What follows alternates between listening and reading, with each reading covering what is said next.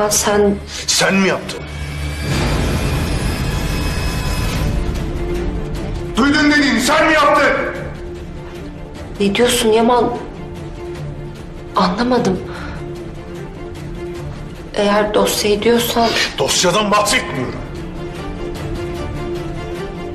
O kadını konağa sen mi soktun? Hangi kadını? Karımı sakat bıraksın diye eve soktuğun kadını.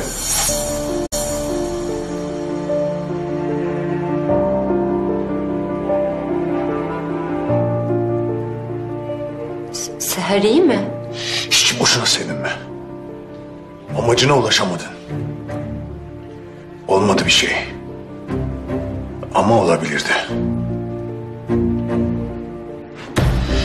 Bunun hesabını dört duvar arasında da olsam vereceksin.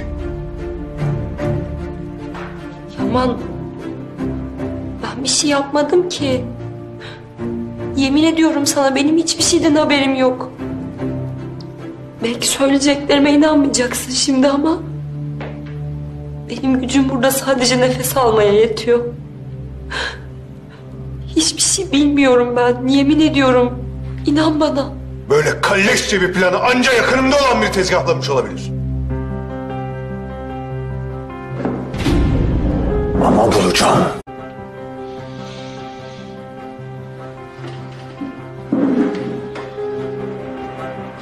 O kimse, hangi deliğe girdiyse ellerimle keseceğim cezasını.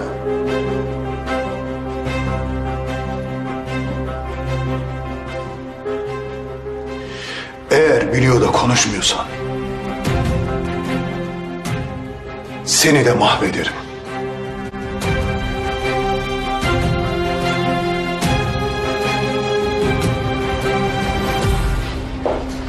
Yaman.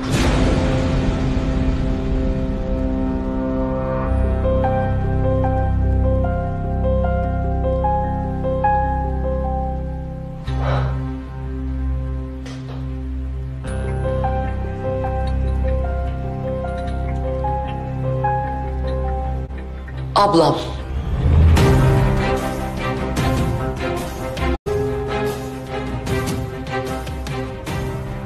Ne olmuş yengeme?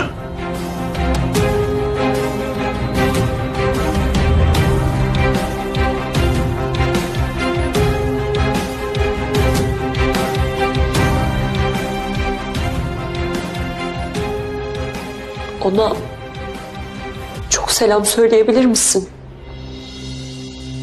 Uzun zaman oldu, görmüyorum.